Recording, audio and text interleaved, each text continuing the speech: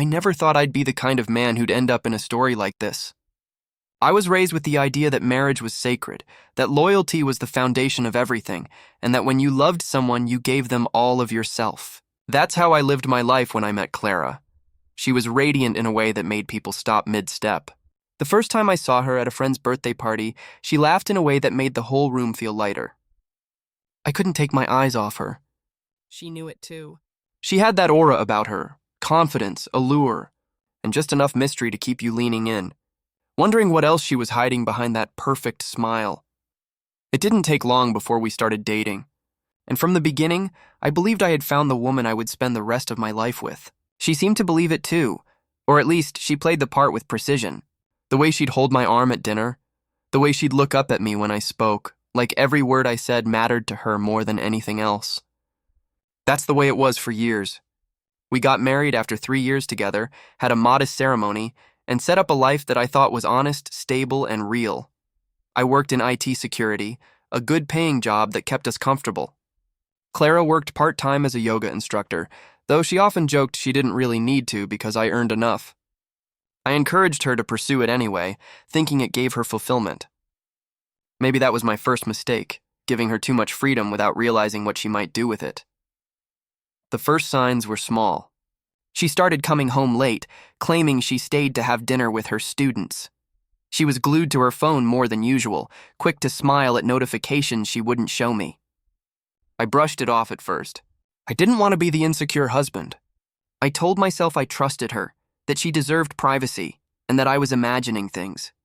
But when the signs began to pile up, I couldn't ignore them. The turning point came one Saturday night. She told me she had a wellness retreat to attend. Something in her tone was off. She didn't sound excited, just rehearsed. I decided to check her tablet while she showered. That was the night my life unraveled. Hidden in her cloud backups, synced automatically, were videos. Videos of her with other men. Multiple men.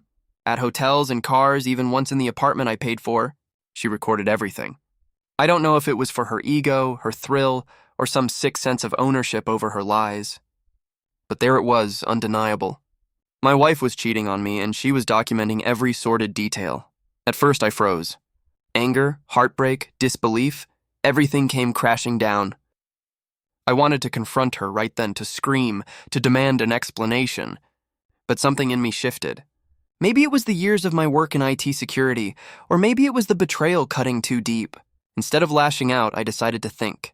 I copied every file, every video, every photo onto an encrypted drive. Then I sat down and began watching. Not because I wanted to torture myself, but because I needed to understand the full extent of it. And what I saw was worse than I had imagined. She wasn't just cheating, she was enjoying it. She was living a double life, playing the role of the loving wife with me, then becoming someone else entirely when I wasn't around. For days, I walked around numb. At work, I functioned on autopilot. At home, I pretended to be the same husband she thought she had fooled. But in the quiet of the night, I began planning. Revenge wasn't my first instinct, but the more I thought about it, the more it consumed me. She had destroyed everything we built, everything I believed in. If I divorced her quietly, she'd walk away with half of what I worked for. Maybe even more if she played the victim. No, that wasn't acceptable. One night, as I scrolled through those videos again, an idea sparked. There was an industry for this. People paid good money for amateur content, especially content that felt real. And these videos were real, raw, authentic. I knew the platforms, I knew how to stay anonymous, and I knew how to make sure nothing traced back to me. The more I thought about it, the more perfect it seemed. If she wanted to humiliate me by making me the fool, I'd turn her betrayal into my profit. I set everything up under a pseudonym, created encrypted wallets, and began uploading the videos piece by piece. The response was instant. People loved her. They loved her body, her wildness, her unfiltered energy. Within a week, subscriptions and downloads were pouring in. Within a month, I was making more money off her infidelity than I ever made at my job. I didn't feel guilty. She had made her choice and I had made mine. Living with her became strangely easier after that. Every time she lied to me, every time she said she was working late or out with friends, I just smiled to myself, knowing that I was the one truly in control now. The double life she lived only fueled my growing empire. I expanded onto multiple platforms, each with different branding, and the money multiplied. She had no idea that her secret life was financing my future without her. 6 months in, I had saved enough to start planning my exit. I spoke to lawyers quietly, made sure everything would fall into place. The key was patience. I had to let her think everything was fine until the very last moment. The satisfaction wasn't just in the money. It was in knowing she had no idea that I knew everything. The day I finally filed for divorce, I didn't even tell her. I let the papers arrive at our apartment while I was at work. The call I got that afternoon was frantic, full of tears and rage. "Why are you doing this? What's happening? I don't understand," she cried into the phone. I listened, calm, almost serene, before saying, "I know everything, Clara. Every single thing you did." There was silence, then stammering. She tried to deny it, then tried to spin it, then finally broke down begging. I told her it was too late. I wasn't interested in explanations. What I didn't tell her was that I had turned her betrayal into a business. That was a secret I'd carry with me because if she knew, she'd try to take a piece of it. No, this was mine alone. The divorce was messy, but thanks to the evidence I had, my lawyer ensured she got next to nothing. Infidelity played a big role in the settlement, and her attempts to paint herself as innocent fell apart when I presented just a fraction of the proof I had. She walked away humiliated, disgraced, and nearly broke. Meanwhile, I walked away wealthier than I ever imagined.